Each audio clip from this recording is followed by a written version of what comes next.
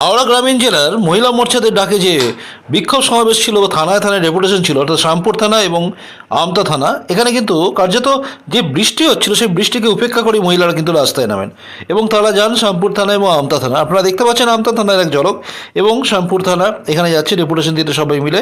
এবং এই ডেপুটেশন বা বিক্ষোভ যে প্রদর্শন ছিল, এই বিক্ষোভ প্রদর্শন করে তারা কিন্তু বুঝিয়ে দিয়েছে যে কার্যত এই লড়াইয়ের ময়দানে থাকতে হবে বিজেপিকে। কারণ আমাদের অর্থাৎ হিন্দুদের সনাতনীদের ওপরে আক্রমণ নেমে এলে তার প্রতিবাদে যদি কেউ না থাকে রাস্তায়, তাহলে সনাতনীরা কিন্তু ধীরে ধীরে অবলুপ্তির পথে চলে যাবে। তাই এই রাস্তায় প্রতিবাদ কিন্তু দরকার আছে।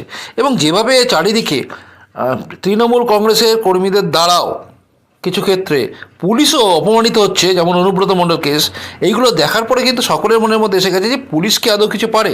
আর এর জন্য এই তুলসী মঞ্চ হাতে নিয়ে বা তুলসী গাছ হাতে নিয়ে বিক্ষোভ সমাবেশ কিন্তু হাওড়া গ্রামীণ জেলার চলেছে, যেটা একদম শ্যামপুর থানা এবং আমতা থানায় হলো। এবং এখানে গিয়ে কার্যত বিজেপি যিনি হাওড়া গ্রামীণ জেলার নেতা সভাপতি, তিনি দেবাশিস সামন্ত, তিনি কিন্তু বক্তব্য রাখেন। সংখ্যালঘু মুসলমানরা মুর্শিদাবাদের হরগোবিন্দ দাস আর চন্দন দাসকে কুপিয়ে হত্যা করেছে।